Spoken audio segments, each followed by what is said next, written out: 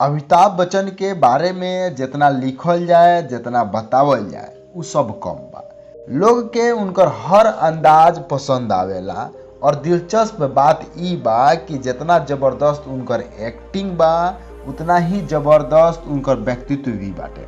और अपने के स्वागत बा यूट्यूब चैनल भोजपुरी नगर में। एके अपने सब्सक्राइब ना कइले होखे तो सब्सक्राइब कर ली, काहे कि भोजपुरी में सबसे बेहतरीन चैनल बा।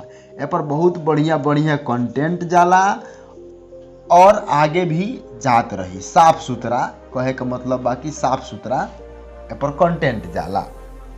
हम अपने लगन के बतावतानी अमिताभ बच्चन जी के भोजपुरी कैरियर के बारे में। बता दी कि यहाँ भोजपुरी इंडस्ट्री में काम करेला अमिताभ बच्चन जी एक भी रुपया ना लेले रहन। जी हाँ, अपने सही सुनतानी। अमिताभ बच्चन एगो भोजपुरी फिल्म में बिना पैसा लेले काम कैले रहनी। उ फिल्म के आज भी लोग याद करेला। ई बात के खुलासा एक इंटरव्यू के दौरान मनोज तिवारी जी कैनी। दरअसल बात ई रहे कि अमिताभ बच्चन के बिना फीस के भोजपुरी फिल्म गंगा में काम कैले रहनी।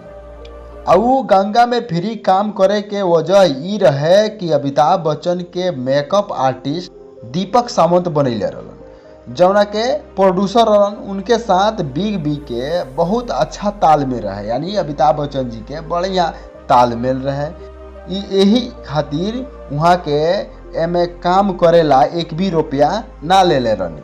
अमिताभ बच्चन के लेकर मनोज तिवारी जी बतैनी कि उस समय भोजपुरी फिल्म 1.5 करोड़ रुपया में बन जात रहे। निर्माता लोग ऐसे 7 से 10 करोड़ रुपया कमाए लोग। अमिताभ बच्चन जी बिना पैसा लिए ई फिल्म कैनी ताकि फिल्म अधिक पैसा कमा सके। ई वीडियो अपने लगन के कैसा लागल ह? अगर अच्छा लागल ह तो औरों लोग के साथ शेयर करी। धन्यवाद।